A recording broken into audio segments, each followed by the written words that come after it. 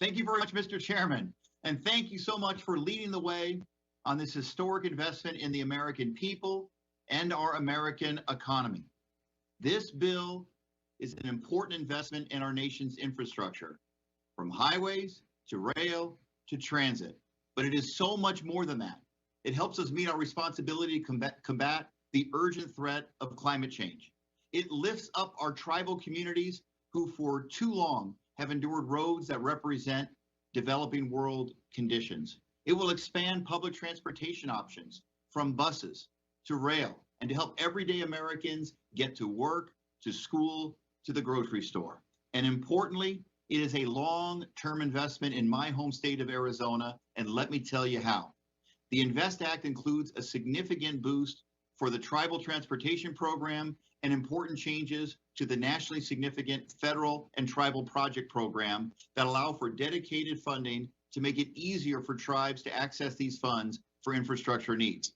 And it supports tribal self-determination and governance by establishing the Office of Tribal Government Affairs to carry out these programs.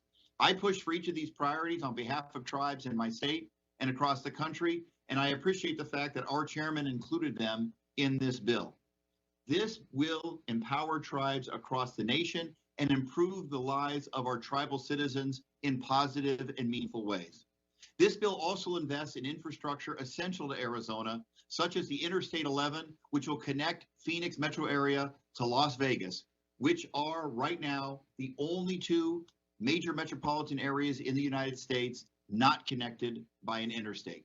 The INVEST Act supports significant funding for transit so that we can continue to build out the light rail system in Phoenix, and it helps support our high-performing transit districts by increasing set aside for small transit intensive cities program to help communities like Flagstaff and serve the residents of Northern Arizona.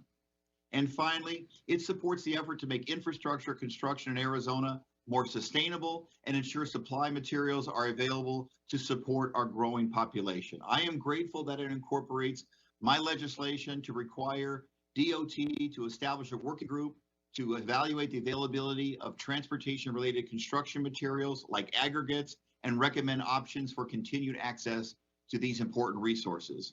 This bill addresses many vital needs, but there is one area I hope we can address in the future, and that's the challenge that rapidly growing states like Arizona face under the current funding formula. Under the bill, the formula is tied to the 2009 allocations, which are tied to the formulas under the Safety Loop passed in 2005, which were based off the 2000 census data and traffic volumes from that period.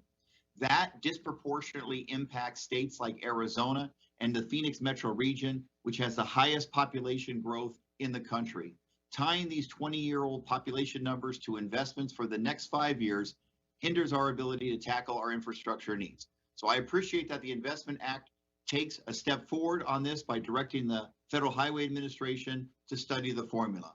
Federal funding formulas must reflect current changing populations so that fast-growing states and regions like the district that I represent can best meet their infrastructure needs from these growth challenges. Again, thank you, Chairman DeFazio, for your leadership on this bill and the incredible work of your great staff. I yield back.